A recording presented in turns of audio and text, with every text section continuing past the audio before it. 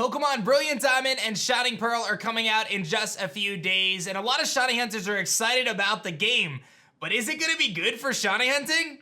Let's take a look. Yo, whoa, what is going on YouTube? It's your boy Dan, aka aDrive. I'm bringing you guys a brand new video today, and today we are diving into the world of Pokemon Brilliant Diamond and Shining Pearl and the shiny hunting mechanics that are gonna be featured in the upcoming Sinnoh remake games. Now, for those who don't know, I've got like 700 shinies. I've caught almost all of them, and I've had a pretty successful shiny hunting career here on YouTube and Twitch. So if anyone knows a little bit about shinies, it is I, and I've got a good bit of inside information on the various shiny hunting methods in Pokemon Brilliant Diamond, Shining Pearl. So I'm gonna discuss them, and then I'm gonna discuss kind of what my thoughts are on shiny hunting as a whole in this game, and whether or not I think it's gonna have some longevity to it, whether it's gonna be fun or not. Ultimately, I haven't had a chance to play the game, but I've seen a lot of footage and I've seen leaks that have given us some ideas, and like I said, I've shiny hunted through pretty much every method in the past, so I think I have a pretty good idea of what to look forward to here. Be sure to like the video if you guys enjoy this one, and subscribe to the channel if you guys are new, and let me know what shiny you are aiming to get first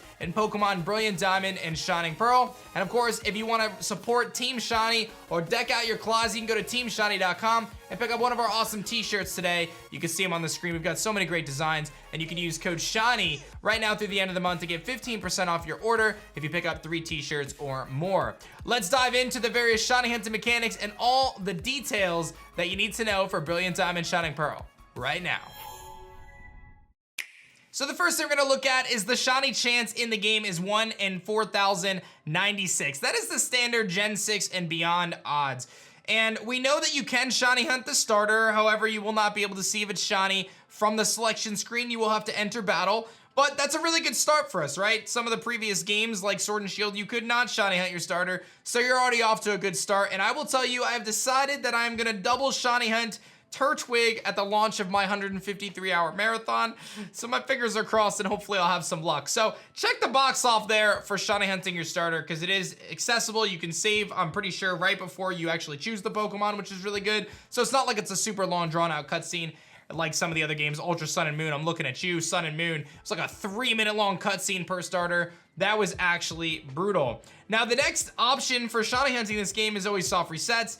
You can't soft reset this game. You have to completely close the game and then reopen it. That's how it's been with all the Switch games, so not a huge deal there, but you can always soft reset for various Pokemon. It seems as though the mythical Pokemon, Mew and Jirachi, are indeed shiny locked, but it seems like a lot of the other things in the game are not shiny locked. I'll have to do a little bit more digging as to what the shiny locks are, but I'm pretty sure the only ones so far were the 2 mythical Pokemon. I think you can shiny hunt the Palkia and Dialga, but don't quote me on that in case I'm wrong. I'm pretty sure you can, and the legendaries in the Ramanas Park post-game will also be shiny huntable, presumably, and that adds some good longevity to the game from a shiny hunter's perspective.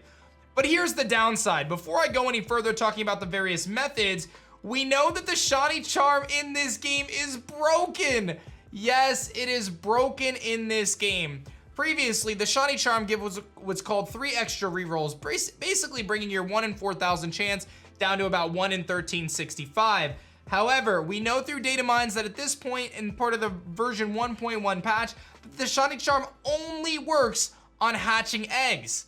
Hatching eggs through the Masuda method, which is 2 different Pokemon from different language games, gives you a massive shiny boost chance, and the shiny charm is gonna boost the chance even further for the Masuda method, but it doesn't work for anything else, which means that those legendary soft resets, those potential encounters in the wild, the potential underground, all that stuff is going to essentially be full odds unless the mechanic kind of plays into factor there. So unfortunately, the shiny charm is indeed broken in Brilliant Diamond Shining Pearl. And again, this comes from the data miner Caphotix, who is pretty much one of the main data miners when it comes to this stuff. It only works on hatching eggs.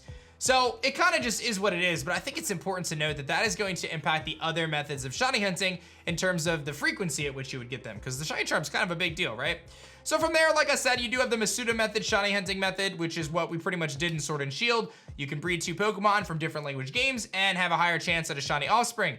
This is gonna be by far your most effective way to get shinies consistently, as you can hatch a tremendous amount of eggs. You can influence exactly what you're looking for and ultimately hatch for shinies.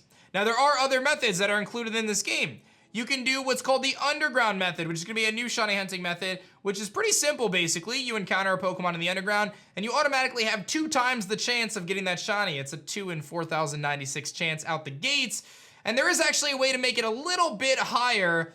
There's a little mini game in the underground where you can capture or essentially run into 40 Digletts, and then for a very short period of time thereafter, I think it's only 4 minutes, you have a boosted shiny chance, but it's so insignificantly boosted, I think it's only 1 extra roll, that it's really not that big of a difference, right? I wouldn't really consider that to be reliable, because you get that extra roll, but again, the Lightstone only activates for a very short period of time. So Underground is going to have a naturally higher chance to find shinies, and you can essentially move in and out of the room to reset it. You can't reset the Pokemon itself, but you can move in and out of the room to reset the encounters in that room. And that'll be your best bet to find shinies in the Underground. So that is an opportunity there. But really, the bread and butter here in this game, the real bread and butter, is going to be the fact that you can use the Pokeradar. The Pokeradar is back. This is an original shiny hunting mechanic from the Generation 4 games. It was reintroduced in Pokemon X and Y, and it is back in this game. And what we can actually take a look here as, we've got some gameplay footage here from Matt Yukano, which is going to showcase that the Pokeradar is going to have that grass shake, and it's going to continue to shake, which is huge. In the previous games, it would shake. If you took your eye off the screen or sneezed or blinked, you might miss it and you can completely mess up your chain. This game is gonna keep those patches shaking consistently, which is gonna be phenomenal. I will have a Pokeradar guide coming out over the coming days, obviously, once the game releases and I have a chance to play it myself. But Pokeradar is coming back, and this is gonna be your best chance to find shinies in the game outside of breeding. And to be honest, this is gonna add a lot of hours of shiny hunting into the game. For those interested, we've got Rye0311 here who chained a shiny Buizel. We can take a look at what that shiny Buizel patch looks like. You can see it right there. Nice little patch right there, and then you could run into it and of course run into your shiny Buizel. So this person successfully found a Pokeradar, so congratulations to them. I think this might have been the first one that I came across online. Very, very cool stuff. Now, as a reminder, in Pokemon X and Y, the Pokeradar's highest chance to get a shiny was 1 in 200, and once you reach a chain of 40, you have your highest chance essentially of getting a shiny. And you can also get multiple patches and things like that. I think with the new way the grass shakes, getting shinies through the Pokeradar is going to be easier than it's ever been before, but you're still going to have to pay attention and understand the core mechanics of it. And again, we'll have a nice breakdown video there. So ultimately, the Pokeradar is probably your key method to shiny hunting in this game. As of this moment, we don't know of any other shiny hunting methods. You've got your soft resets for the starter and for legendaries. You've got your Pokeradar, you've got your underground, and you've got your Masuda method. I haven't heard any clarification on chain fishing yet, so we'll have to wait and see if that's a thing, and there's no hordes or anything like that. So those are your shiny hunting methods in Brilliant Diamond, Shining Pearl. So are they good or are they bad?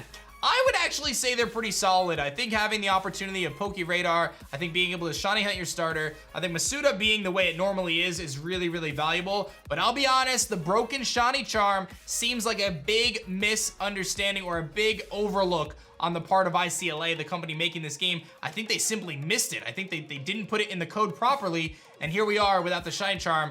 At least at this point, version 1.1, which is the launch patch, not going to be affecting the proper methods that we've normally come to know and love with the shiny charm, only impacting Masuda method.